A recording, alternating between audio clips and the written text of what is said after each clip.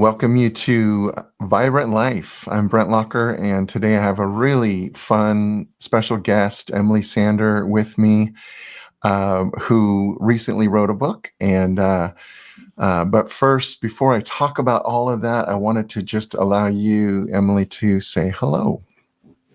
Hi there. Thank you so much for having me on here. I really appreciate it. So I'm looking forward to our conversation today.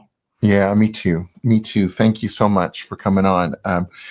For those of you that are maybe not familiar with Vibrant Life, this is a channel, a YouTube channel that I started really to talk about the goodness of God, the goodness of our Father in all things. And Emily is all about that as well. But one thing you couldn't know, Emily, is that when I first created this YouTube, my intention wasn't for it just to be about spirituality, our walk with God. It was actually meant to cover a lot of other areas like what we're going to cover today, which is the area of how our health, and the different ways that God helps us to be healthy. And I love so much how you laid this out in your book. In fact, before I'm going to have you talk here, I'm going to go ahead and put this on right here so people can see what we're talking about. So just came out this book, Reviving the Heart of Medicine, by Emily here, who is a doctor of medicine. And she also has a practice, integrative wholeness wellness practice called The Well. I'm going to let you talk about that later too. And I'm just super proud of you. But I wanted to just throw that up there so people could see it, and then later on, we can put it up again, just so people have a way to know how to contact you. I have a feeling there's going to be some people who will want to contact you after this. So first, before I let you just jump in, I wanted to say I'm so proud of you, for writing this book. Being an author myself, I know it's not easy. We have the best of intentions, and yet it takes real intentionality. And what you wrote is going to really help change people. I know it did me. There were ways in which there were things that God showed me along the way. So I might get to some of those later on. But I think rather than jumping straight into the book, I thought maybe a good place to start is for you to explain a little bit as a medical doctor, just helping them to have a better sense of why you say that the heart of medicine needs to be revived. Mm-hmm. And so share a bit of your journey leading up to this book, especially through the pandemic, and what really brought you to this place of seeing things in a brand new way. So there you go. Well, thank you so much. I really appreciate it. And you were definitely one of my biggest encouragers to finish this book. So, but yeah, I was very thankful for that. So I basically started out in medicine. I went to Loma Linda University. And so I did that for my medical school and then did my training in New York. And after residency in emergency medicine, I came back to basically the West Coast. And shortly after that, I came back to my hometown. God tends to, we think we make our plans, but God always directs the steps. So I never really planned actually to come back to my hometown, but I've been thankful for it. And so I was the director of the emergency department at Fairchild Medical Center. And then when the pandemic hit, it just really was a very difficult time for patients as well as, practitioners. What was really just disheartening as a younger provider, I mean, I think as anyone in the healthcare field, just to see a lot of division, really pop up, a lot of pride and a lot of just anger, just a lot of things, fear. And it really was shocking to me. I've seen a lot in medicine. Obviously, I'm still always learning, but it was very, very hard to see the dynamics between staff and then also for our patients. And so our patients were coming to us and, trusting us to care for them. And a lot of times they were scared. Most of the time they didn't have answers. And a lot of times, there was things that they were very dismissed or judged or felt like they couldn't trust healthcare. Mhm. And there was a lot of politics that really broke into the medical system, worse than even, regularly. And so that really kind of opened my eyes up. And I thought, okay, God, I know that this pandemic, you always bring good out of things. Mhm. What am I supposed to learn? And what do you want to do? How do you want me to help your people?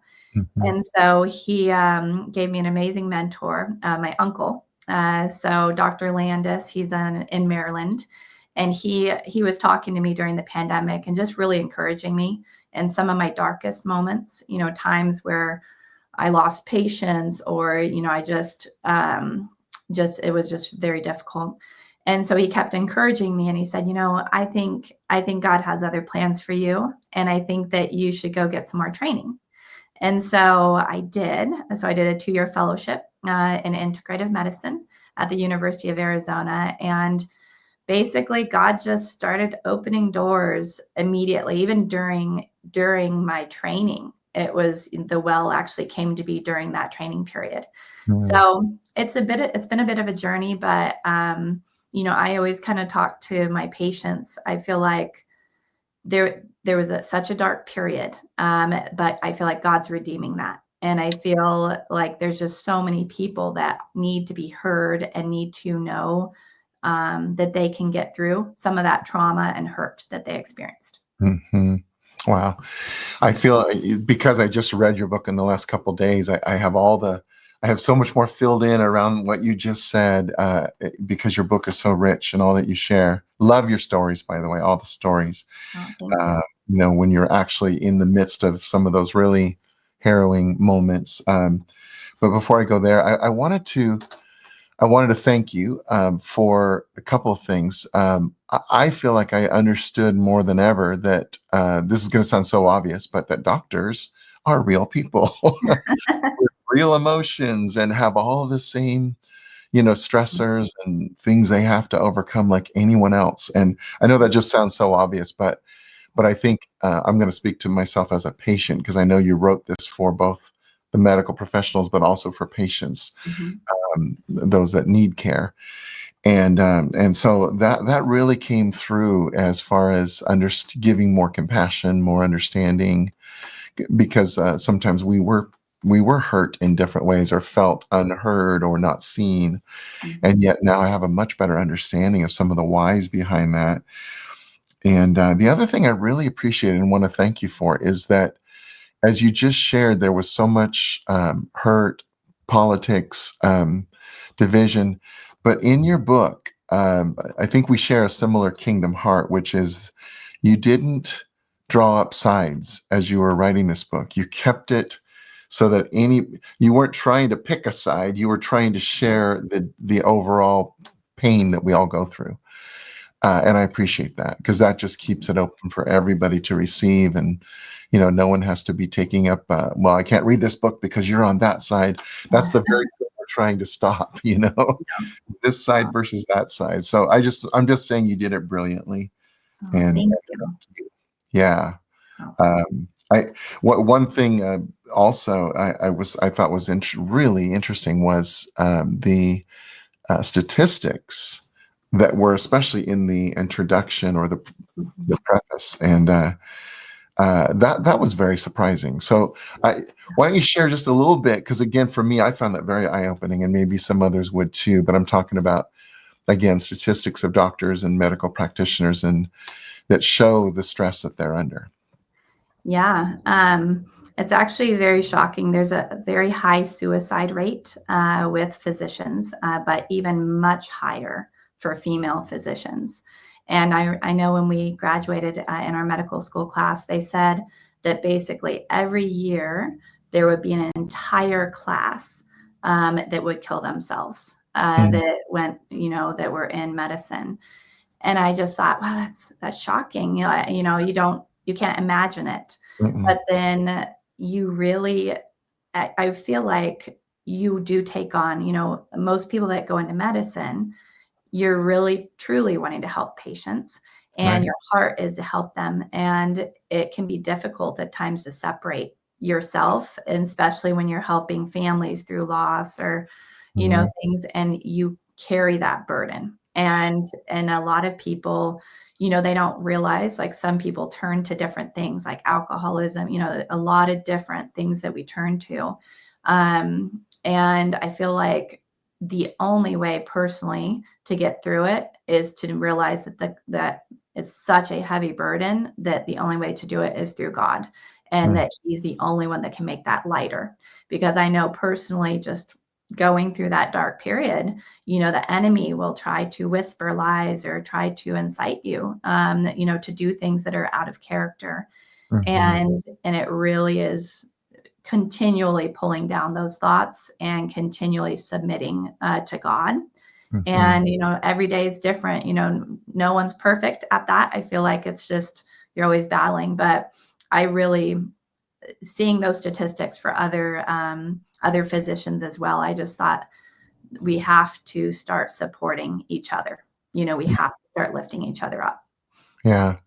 And you also explained well just and I'd love for you to elaborate, just that feeling, almost like, I guess, of, you didn't say it this way, but my word is the deadness of you went into a profession to help people, and then suddenly you find yourself trapped in a system where often you were not given permission to do that. So just explain that maybe a little bit in your words. Yeah. So you do, so many years of training to get through college, and then medical school, then residency, and then sometimes fellowship. And all along you're thinking, okay, I'm getting closer to being able to help all these people. But really, when you get into it, you, depending on, where you're working or just the system you're in, you start to realize time with patients is much less than what you would want. Your Mhm. opportunities to help them, your hands are tied.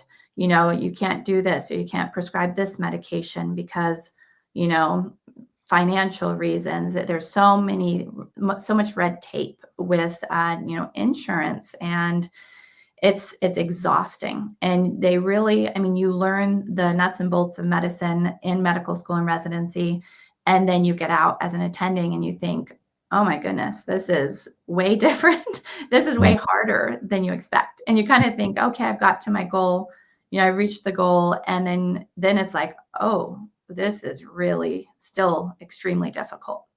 And so, yeah, I think that's some of that. And then, like I said, you add, unfortunately, in the medical field, and I think this is something not talked about a lot, to be good at your job, you do have to have confidence. You do have to, over time, get very sure of, okay, I'm going to make this decision. You have someone's life in your hands. Mhm. And, but if it's not surrendered or submitted to God, it turns into a very large amount of pride that runs unchecked. And I feel like that's really one of the most dangerous things that can happen for patients is, and like I said, all providers, anyone in the medical field, is not like they set out to do that. But I Mhm. think the stressors, the burnout, the lack of sleep, the lack of focus on their own health can become dark and then really impact how they are handling patients. Yeah. Wow. Once again, that's one of the things this book did for me, is open my eyes to realize medical professionals are people who are struggling, like every one of us, in different ways. And but yeah, as you explain all that, it becomes so obvious that this is a pretty stress-filled job. Mhm. And like you already said, that we need God, we need the peace of the Lord. And so one of the things that I saw you doing in this book is you gave a whole bunch of keys, to how we can actually move through the stress, the pain, the trying to numb ourselves. How do we actually turn that around to making a difference, to transforming not only the world of medicine, but as you often said, just wherever we find ourselves in life.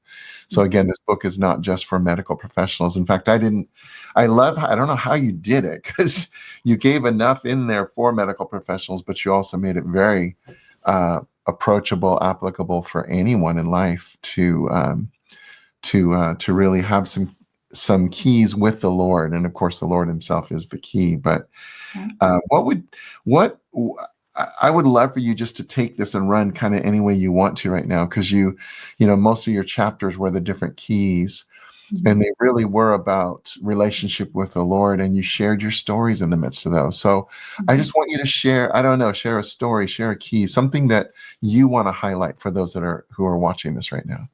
Yeah. I would say one of the biggest ones, I mean, it's early on for the middle of a miracle. Really the big key, I think the overriding theme for the whole book, like you said, is connection with God, with the Holy Spirit, and really being sensitive to that and listening. And so really spending enough time. I mean, we can always spend more. I feel like that's always the pull, is getting enough time, but spending enough time with the Lord to hear His voice and really get to know His voice. And so early on in the chapter, I talk about I was spending time with the Lord, soaking in His presence, just listening to worship music, and a boy's name came up twice. And it was an unusual, it was no one that I knew. And but in that chapter, I go into what God did the next day out of that name. And obviously I'm not going to say the name just because it's protected, Sure. but it was a very powerful, really woke me up to, oh my goodness, how much are we missing in medicine if we aren't listening?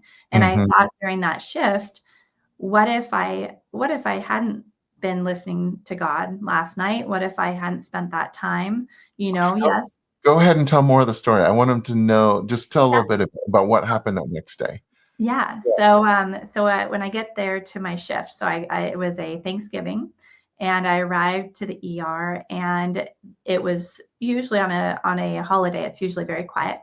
So I walk in, and then I see that there's three different physicians around a little boy, and this boy is ventilated, and he is obviously very critical, not doing well. So he has a machine that's breathing for him. And so I just started asking questions, trying to get some more information and start figuring out, what happened. And this boy basically came in, rapidly went downhill, couldn't breathe, ended up getting placed on the ventilator. And then we're in a small town hospital. We don't have all the equipment. We don't have all the specialists even that we needed. And so this kid was just not doing well. He was sitting at 86%, which is not good. We want you at least 92, 93% at least.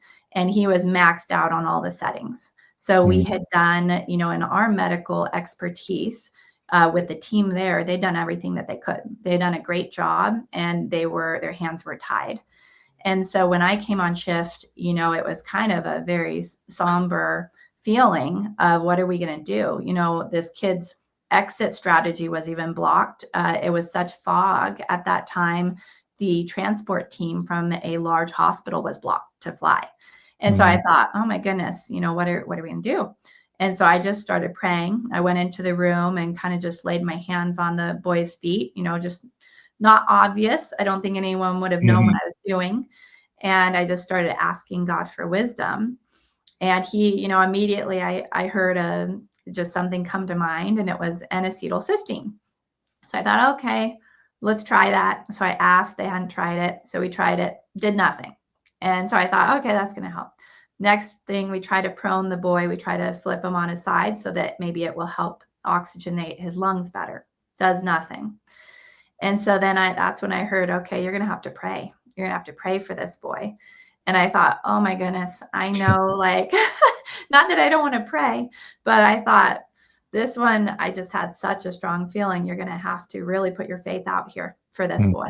And then the other providers, I knew one for sure was not a believer. And so I basically distracted the other providers, and sent them out to do other things. And I ended up going to the room, and I asked the family, because I didn't want to push my beliefs on them, but I asked, and I thought, how can I love this family and show them God's love?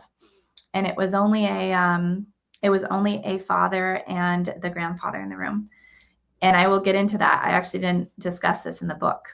So there's more to the story. But they're in the room and I asked them, how are you guys feeling? And they said, we're fearful. And so I said, okay, would it be okay if we pray? So immediately we pray. And it was just, like I said, I was kind of fumbling over my words. But when I started the prayer, I turned over the kid's wristband, and it was that name I had heard The night before. Yeah. and I just was shocked.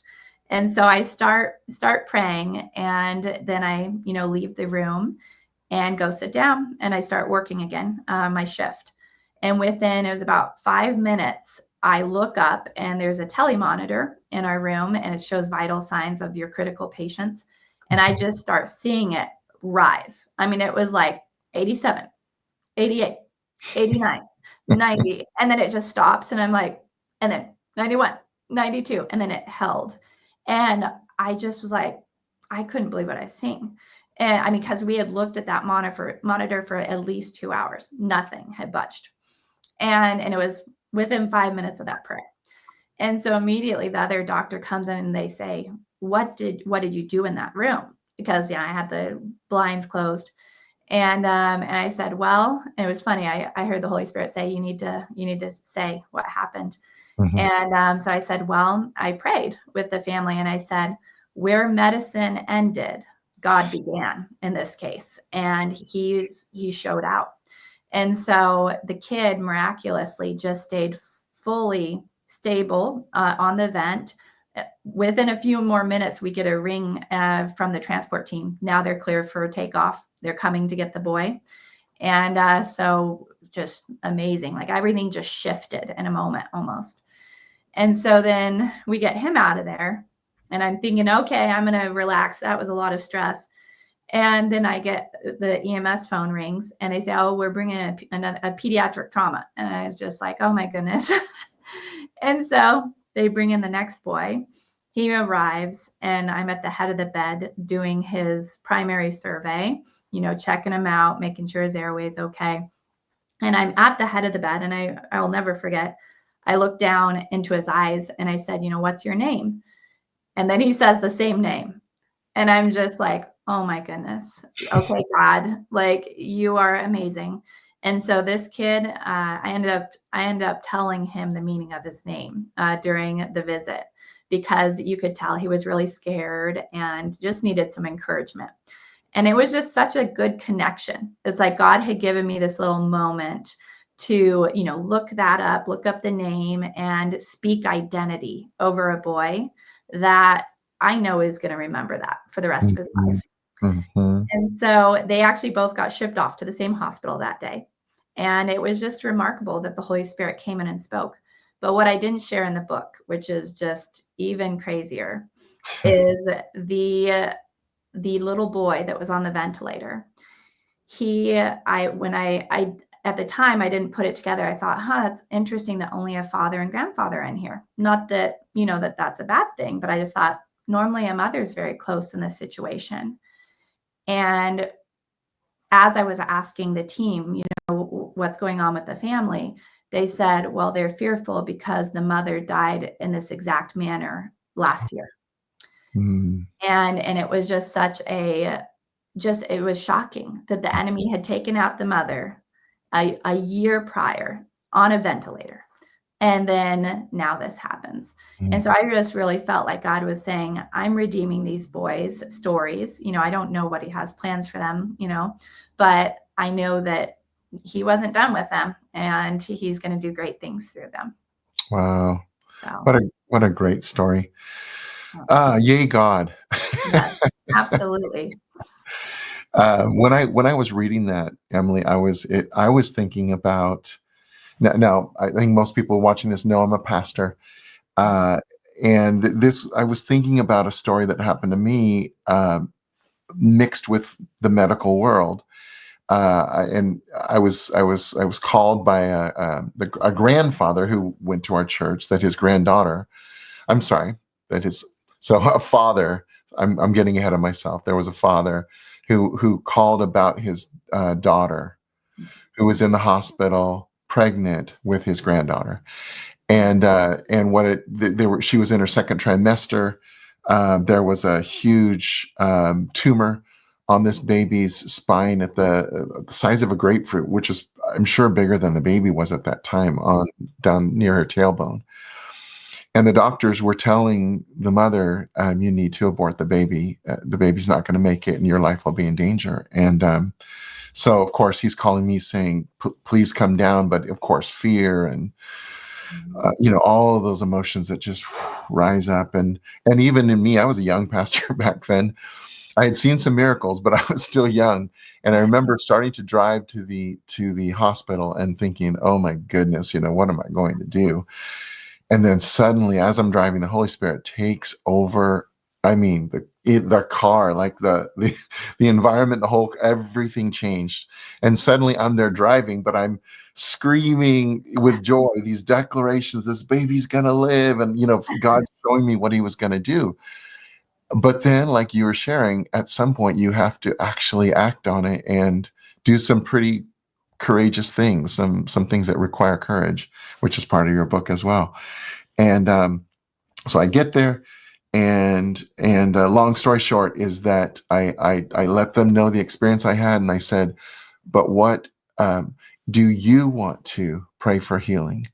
Like you said, you have to be conscientious and honoring of those, and what their desires are. And the mother and everyone in that room said, because the family was there, and a few of the nurses were there, and the family all said, no, we want this miracle.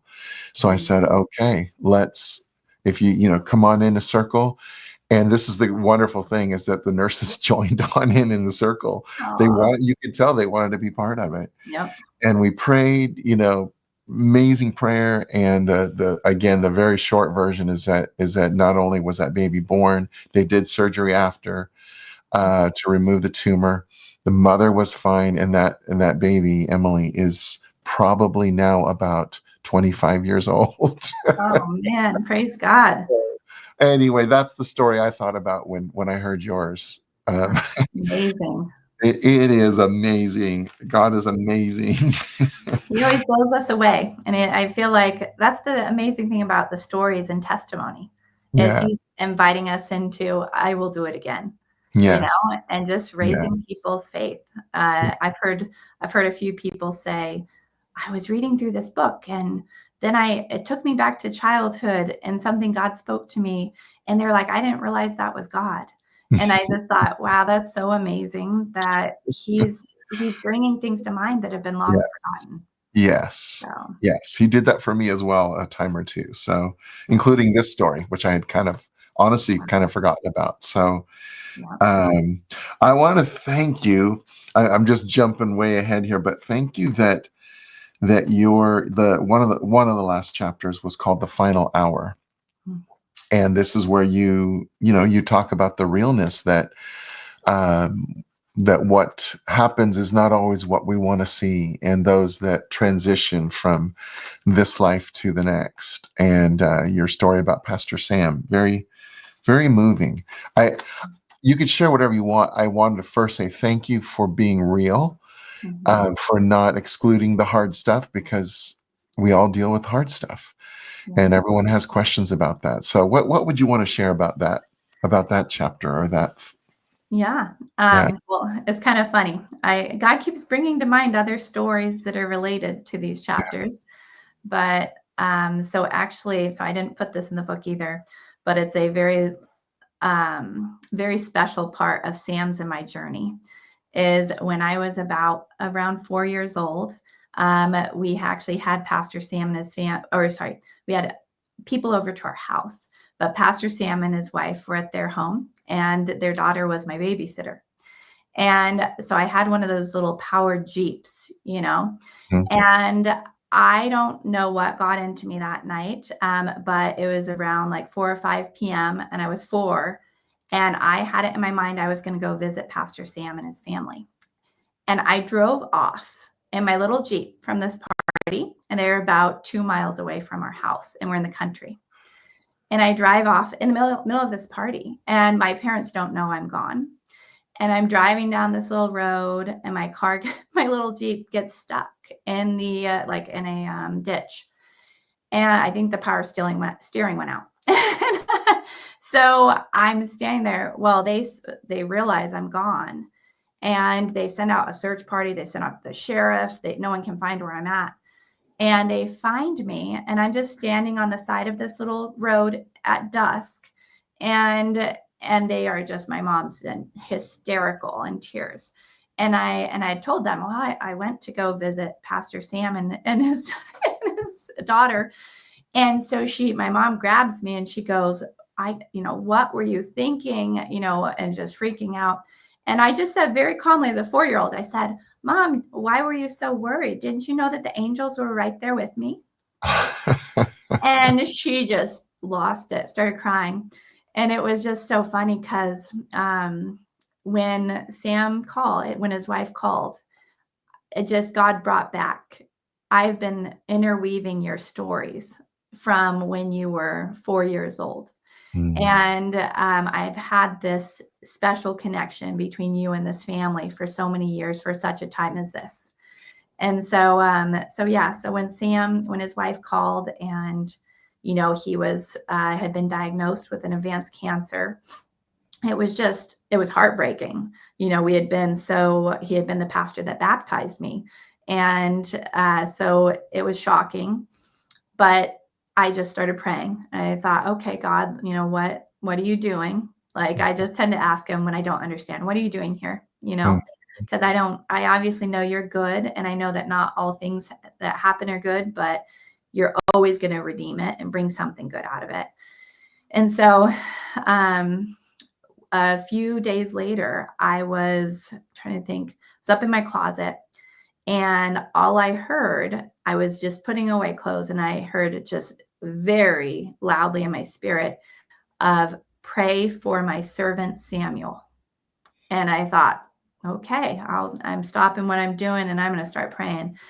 And so then that night I emailed him, and this was a night that actually he was being anointed by other pastors and people at his church. They had been praying and anointing him that day since he lived out of the area. And so that happened. So I sent him an email and I said those words. I said, this is what I heard last night. Pray for my servant Samuel. And so he responds and he says, oh my goodness, I've never told anyone this, but that's how God called me into the ministry when I was a kid, with that phrase, basically. And I just thought, and so it really, really opened up his journey with us at the well, and just was such a special and powerful time. And, a lot of hard times, but it was just amazing getting to spend time loving on them during that journey. So, Wow. Yeah, then there's more to it. You're going to have to go get the book, those of you who are listening, because the story actually has a lot more details than that. And and it was very moving when again, I want to encourage you, Emily, that you wrote.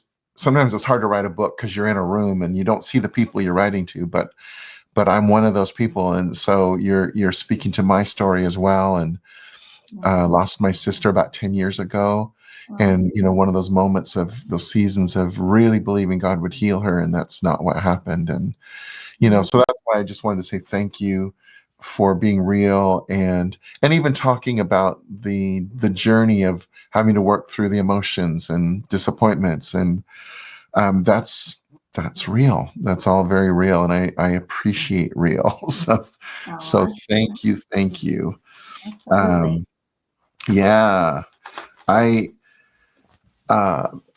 think what I want to do is switch a little to you talking about the well, because you had to learn a lot of things. God brought you through a transition away from I don't know the right way of saying it, but maybe the more the medical world, the way it's been established. I'm not saying it correctly, but you said, no, there's got to be a more holistic way of seeing the whole person, and how do we heal that? Thus, you started the well. Tell me about that, and why you have that, and what you do with people, how you are with the patients. Just anything you want to share like that. Yeah. So actually, before I created The Well, I was at a conference. It was actually at a healing conference. And I had someone come out of a crowd. It was probably a college student around that age. And she just pointed at me and said, "Hey, I have a message I want to share with you." And so I said, "Okay." And I, at the time, was in the ER. I had like barely just started the fellowship. And she ends up saying, "You're going to start a kingdom business and you're going to reach, all these people. And this is going to be the focus." And I said, at the time, I said, "Oh, okay. I don't really have any plans to start a business, but thank you so much for that word." And so it was like, it almost just went like in the back of my mind. Like I just started doing, I was busy working. And then I had a nurse that I was working with. She came up to me and said, when I was doing the fellowship, and she said, "Hey, if you ever create The Well or an integrative practice, I want to work there with you." So God ended up, I mean, there's so many things, but he ended up opening up all these doors to us opening it. And I mean, it was like he just brought people in.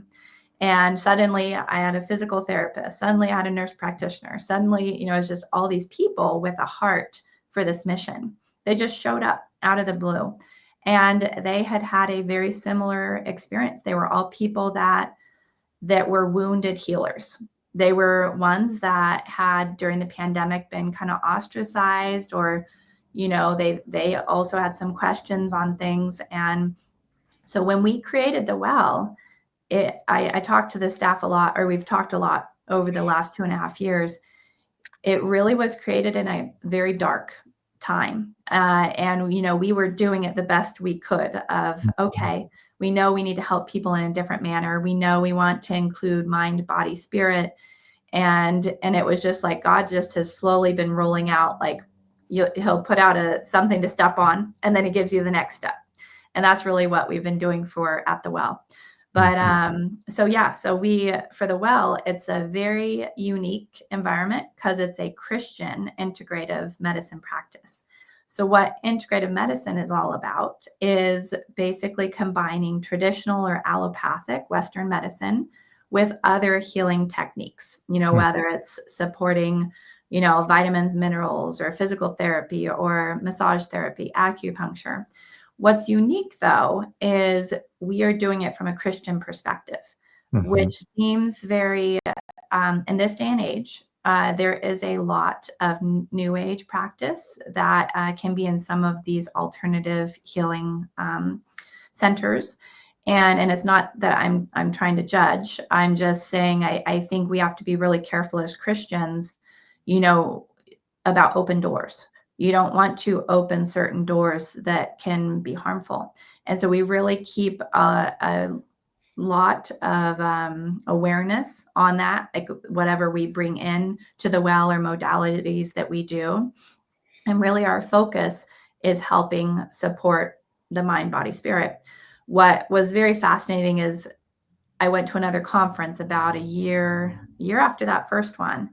And another lady came up to me, and it was probably 1,000 people were at this conference.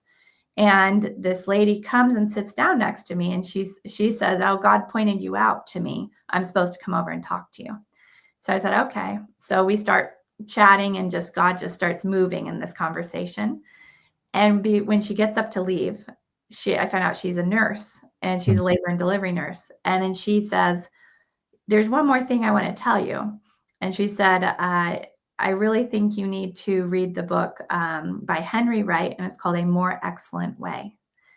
And so she was talking about, spiritual roots of healing. And she said, "I really believe that that's going to change your medical practice." And so that really started me further on the path of, okay, we really need to be hitting on these roots for patients, and the biggest being unforgiveness. And that's what I focus on, actually, on a couple chapters in the book. Right. So that is, I believe, one of the biggest blocks to healing. And one of the things that it doesn't matter how long you've been a Christian. It doesn't matter, you may be good at, whatever, but I feel like that is the enemy's biggest thing that he tempts each one of us with, is is staying in that dark place and not forgiving others. And there's always opportunities for that, as we're seeing in the world right now. Right. Yep. Or as Jesus says, offense will come. Yes. We all have plenty of reasons to be offended and hold on to things. And what we're starting to discover, as you're saying, is that how much those kinds of things impact us physically, emotionally, mentally, all of it. Absolutely. And we're looking to take a pill to erase all of the problems. And God's going into the heart and saying, no, let's deal with the matter, the origin of the matter. Yep. So I love that you're doing this. Yay, I'm cheering you on here. No. I wanted to throw this up on the screen one more time. This is both the book that we've been talking about, Reviving the Heart of Medicine, Your Keys to Healing. And now you just heard about one of them, which is forgiveness. And then there's the well, along with a phone number and a way to email, or you can see right there, the wellcenterforhealing.com. You can go onto their website that way. So I just wanted to bring that one up again. And where you're in Reading, is that right? And two other places, right? Yep. We're in Wairika is our main location. That's where we started. Okay. And then Reading, I do the integrative medicine visits. And then in Ashland, we opened another location in Southern Oregon. And that's our other one. So we have physical therapy up here, and then my services and acupuncture so far. Okay, awesome. And if people said, I'm nowhere near that, do you do anything online or not? Yeah, so we actually have recently begun doing functional genomic analysis. So really looking into how genetics and the pathways are impacted and what they can do with inflammation and increasing risk of chronic disease. So we have started doing telemed consults with that. I can do also telemed if if patients are wanting to, or people are wanting to join as a patient. I see both Oregon and California patients right now. But there's a lot of times people have questions, and I'm always open to chatting with them and helping support them. Right. And that's one of the things you mentioned as well. And one of the things that's different from traditional, that was the word I was trying to come up with earlier, traditional medicine, is that you actually spend time with people to get to know their story a little bit. Not that you have exhaustive time, but you need to spend some time with people to know a little bit about what's happening. So I appreciate that so much. I wanted to read, this is the only thing I'm going to read here from your book. In the last chapter, you did a great summary of the keys. And I timed it out earlier. It's just over a minute. I'm like, we have time to read this. So I want to do that. And then just to cue you, I'm going to ask you, what you would want to say directly to any in the medical profession. And then also what you might want to say directly to any patients, which is the rest of us, all of us at one time or another. So there you go. You get a little lead time. Okay. But here's the summary that for those of you who are listening, this is the summary of really the different chapters and the different keys that Emily starts by saying, you have an amazing opportunity to bring God's healing to anyone who comes across your path. And here begins the keys. By hosting his presence, they are encountering him. By loving them, that's the next key, they are experiencing the Father's love. By you speaking to them how you want to be spoken to, you are showing them what our Savior is truly like. By praying with or for them, you are bringing them supernatural solutions. By having a spirit of excellence, you will provide excellent care for them. By forgiving others, you will be able to host Judas at your table while still washing his feet. By laying down your pride, you will be able to be part of an amazing team that your patient needs. By releasing anxiety, you can step forward in your purpose. By clinging to unshakable faith that never gives up, you will experience things too good for eyes to see. By walking alongside them in their midnight hours, you will bring healing while simultaneously experiencing the healing of your own heart. By being a patient who carries the heart of God, you will have the unique opportunity to heal your healers. And by refocusing your gaze upon the Lord, medicine can begin again. That was a brilliant, one-page summary of everything you had spoken of in the book. And so, for those of you listening, you're like, wait, there was too much. Yeah, every one-liner that I read is a chapter of its own, and that Emily unfolds for you and tells stories around. And before I give you this last opportunity, I write in my book. I wrote all over the place in this book, and one of the things I did, I don't recall ever doing this before, which is I put every time you turned your book right back to the reader and said, but what about you? And you did it over and over and over again. I put a little heart at the side of the page because to me, that's you caring for the person reading the book. You're not just getting your own story out there. And I think that is a mark of an excellent book and an excellent writer, is to keep thinking about the reader as a very real person. So I just wanted to thank you for that. I have way too many hearts in there to even go over them. But just constantly you kept bringing it back to the person reading. So that would be my prompt into just allowing you to kind of end this time. First, what would you be saying to those in the medical field? What would you want to tell them? You can talk to them. Okay. Well, I would just say for the medical field, there is a better way. And you can always begin again. I feel like every day is an opportunity to grow in wisdom, knowledge, love, and you are going to make mistakes. We are all going to fail at times, but there is grace. And I really look at it of just have a little bit of courage to step out and kind of think, how could this be better? How could I support my patients more? And really focus. I mean, really understand that you can't help others heal if you yourself are really hurting. It's a very big block to healing of your patients. And don't be scared to put yourself out there. I mean, there's some people that they think, okay, well, I wear a white coat. I have to do this a certain way. And I feel like a lot of patients need that connection. They need you to be vulnerable at times. They need you to walk with them and cry with them, and give them hugs. And that's really your biggest thing. It's not handing out a pill. It's not, figuring out the exact perfect plan, but it really is truly loving the patients. And if you can learn to do that through God's love, you're going to be amazing for healing others. And God is going to really help you yourself. Yeah. So I would say that's my encouragement, and really also to work through some of the trauma of the COVID era and other hurts, because each person has pain that they've gone through in training. I mean, it's pretty brutal. You lose patience and you carry that.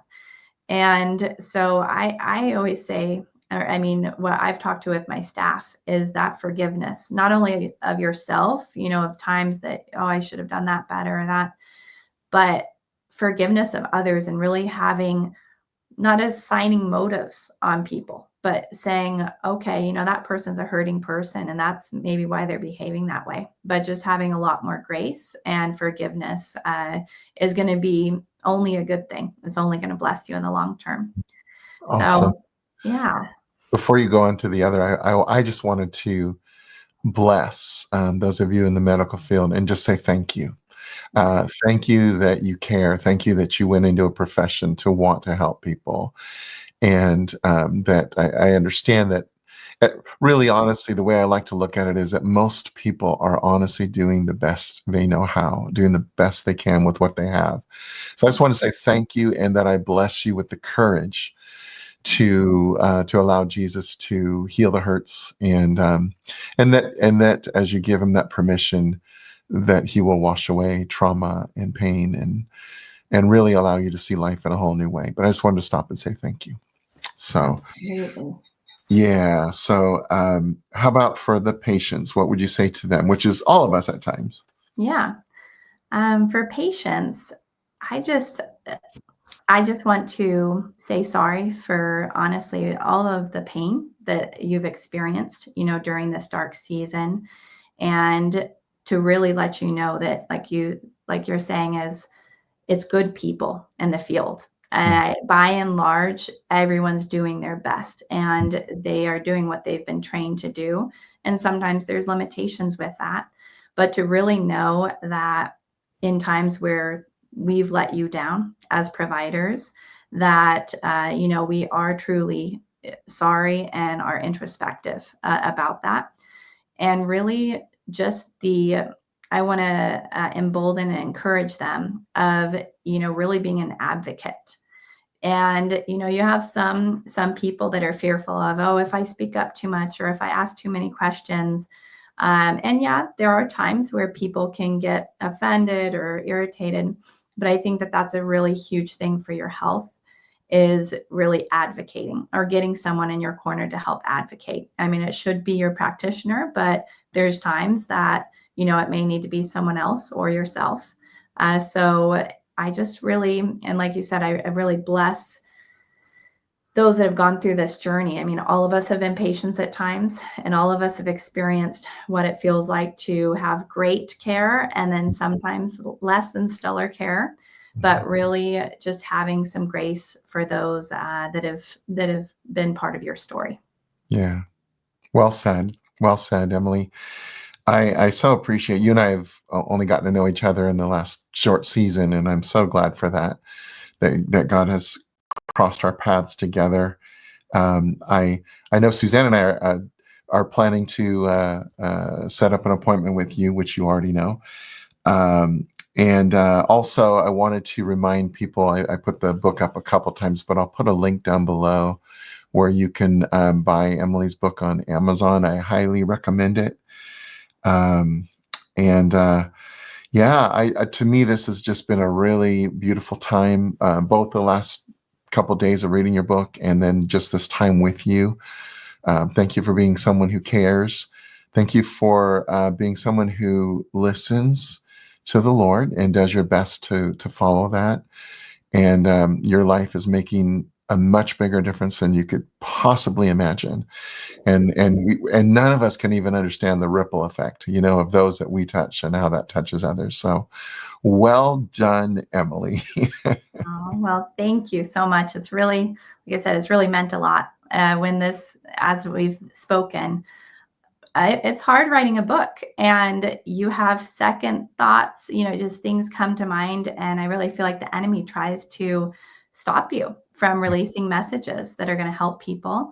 And I kind of thought partway through, oh, like, really, did I really hear God correctly? Really, should I finish this? And I'd had a little bit of a negative word spoken to me of, it's not going to matter, and then immediately God brought you and you literally were speaking life and you said, yes, absolutely. God's going to move through this. And even if it's for one person. And that's really, that meant so much to me. And I just thought, oh, I can't thank you enough. I've told so many people about you, just about, it was really your encouragement was the final push I needed to get to finish it. And so I'm really thankful for that. Mm. Yay. Yay. So for all of us, let's keep encouraging people. Let's keep speaking words of life over people and keep believing the goodness of God.